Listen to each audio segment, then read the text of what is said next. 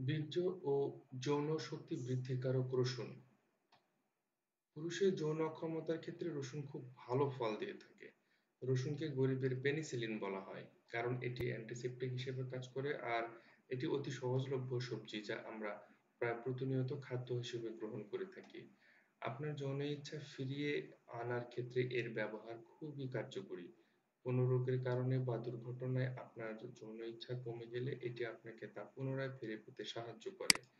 এছাড়া যদি কোনো ব্যক্তির যৌন ইচ্ছা খুব বেশি হয় বা তা মাত্রাতিরিক্ত হয় যার অত্যধিক প্রয়োগ তার নার্ভাস সিস্টেমের ক্ষতি করতে পারে, এমন ক্ষেত্রেও রসুন বেশ কার্যকর।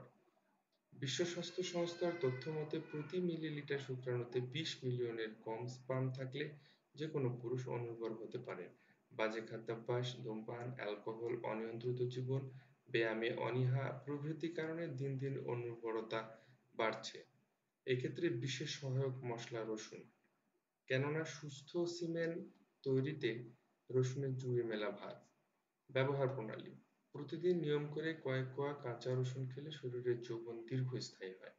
যারা পড়ন্ত যৌবনে চলে গিয়েছেন তারা প্রতিদিন ২ কোয়া রসুন খাঁটি গাওয়া ঘিয়ে ভেজে মাখন মাখিয়ে খেতে পারেন, তবে খাওয়া শেষে একটু গরম পানি বা দুধ খাওয়া উচিত। এতে ভালো ফল পাবেন। যৌবন রক্ষার জন্য রসুন অন্যভাবেও খাওয়া যায়। কাঁচা আমলকির রস ২ বা ১ চামচ নিয়ে তার সঙ্গে ১ বা ২ কোয়া রসুন বাটা খাওয়া যায়।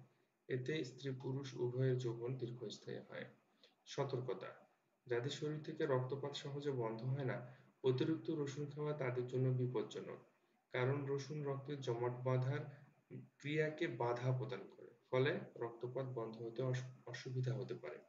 তাছাড়া অতিরিক্ত রসুন শরীরে অ্যালার্জি ঘটাতে পারে। এসব ক্ষেত্রে অতিরিক্ত রসুন না খাওয়াই উত্তম। রসুন খাওয়ার ফলে পাকস্থলীতে অস্বস্তি বোধ করলে রসুন খাওয়া বন্ধ রাখুন। শিশুকে দুগ্ধদানকারী মায়েদের রসুন না খাওয়াই ভালো। কারণ রসুন খাওয়ার ফলে তা মায়ের দুধের মাধ্যমে শিশুর পাকস্থলীতে ঢুকে শিশুর যন্ত্রণার কারণ ঘটাতে পারে। বিষয়গুলি সম্পর্কে সতর্ক থাকবেন। ধন্যবাদ সবাইকে আমাদের এই ভিডিও ইনফরমেশনটি দেখার জন্য। যদি ভালো লেগে থাকে তাহলে অবশ্যই লাইক, কমেন্ট এবং শেয়ার করবেন সবার মাঝে। আর সাবস্ক্রাইব করতে ভুলবেন না আমাদের এই চ্যানেলটি।